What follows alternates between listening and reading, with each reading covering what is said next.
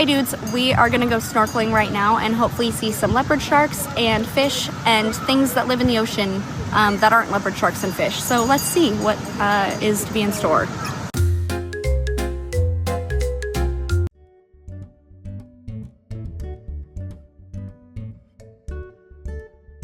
Alright dudes, we're flipping into Future Brooke voiceover mode. The first thing I have to say is that if you ever go snorkeling and you're still using one of those old-fashioned masks, you need to get one of these full face ones. They're such a game changer because they don't really fog up at all. And no, this is not an ad for them or anything, I'm just mentioning it because they're so goated. It's funny that snorkeling forces you to breathe out of your mouth, so I always actually had a really hard time with that because the goggles would fog up if you don't breathe out of exclusively your mouth, but with these it doesn't matter, so these are the move.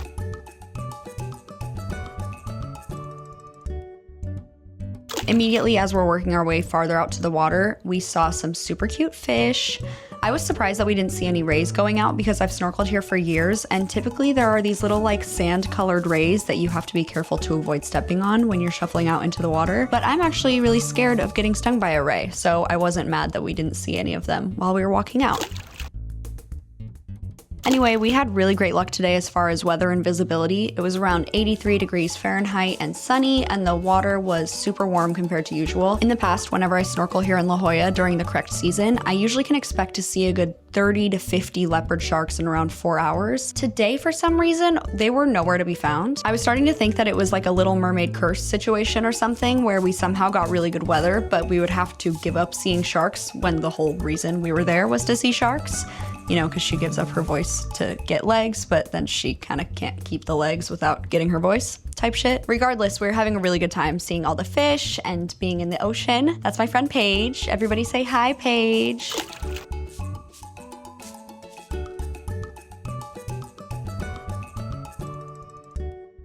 At this point, we'd been in the water for a few hours and I was starting to get pretty cold, but I was also still having fun. I'd given up on seeing any leopard sharks and I was just chalking it up to like weird timing. But then, just as I'd given up any hope on seeing any leopard sharks today, there she was. A beautiful, stunning little leopard shark wiggling past me. She was extremely fast, so while you can't really tell in this video, I am swimming as fast as I can to try and catch up to her without scaring her. But alas, she swam away too quickly. I counted it as a win regardless though, and decided it was worth it to try and see if I could find some more.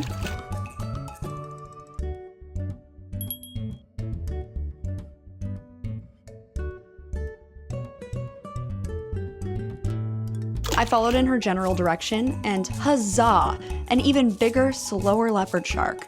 This one was reflecting the light on her back in a way that was so pretty, I was absolutely fucking stoked. I've been obsessed with sharks since I was able to talk, basically, and getting to do this regularly is so special to me. Every time I see a shark in person, it's like the first time, and it genuinely fills me with so much joy. I'm legitimately out here elation maxing. Anyway, I did my best to keep up with her for as long as possible, but I was slowly losing her as she is a shark and I am a person. But it was very kind of her to slow down enough to allow me to hang out with her for a little bit.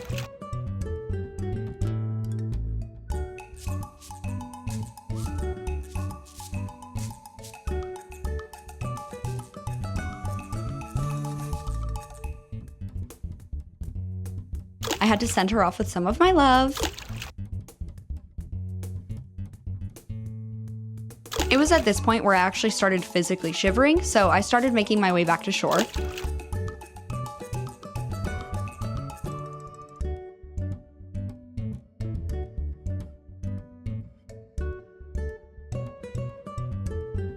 I saw some more of these cute little fish, and then I caught up with my friend, and we got up to a point where we could both touch the bottom so that we could chat, and she said she was able to see some sharks too. But then as we're standing there, I felt something touch my arm, and I did the immediate like, oh my god, what touched me? Only to look down and see that it was the business end of a fucking jellyfish. The journey's taking a detour, as I've just been stung by a jellyfish, so we're gonna deal with that. Okay, I'm going to the lifeguard to see if they have rubbing alcohol. So I can put it on my jellyfish sting to make it clean. Okay, let's clean it off. The lifeguard gave me some like alcohol wipes, so let's see. Now somebody please tell me why the sand on my body is making me look like my fucking neck and chest is hairy. What the fuck? And I'm shaking because I'm cold, not from the jellyfish sting. It's not that serious. See, just those little bumps. Ain't no thing. I pretty much stopped filming after this because I was getting all sandy and gross, so I'll explain the rest now. Before this day, I had actually gotten stung by jellyfish 4 times in the past, so a jellyfish sting's not really a huge deal to me. It obviously depends on the species of jelly, of course, but a lot of jellies just cause mild irritation for a few hours, which is what happened here. On this day, I got stung by a moon jelly, which is an extremely mild venom for most people. I just got these little bumps for a few hours, and it was kind of like burning and stinging a bit for about an hour. And my arm got kind of throbby, like I needed to stretch it. But by the time I got home and showered, I would have never known that I was stung at all. But dudes, definitely be very cautious of jellies and all animals while you're in the ocean. It is their home, and we're lucky we get to even visit. Okay, thank you for joining me on my little snorkeling journey. Bye!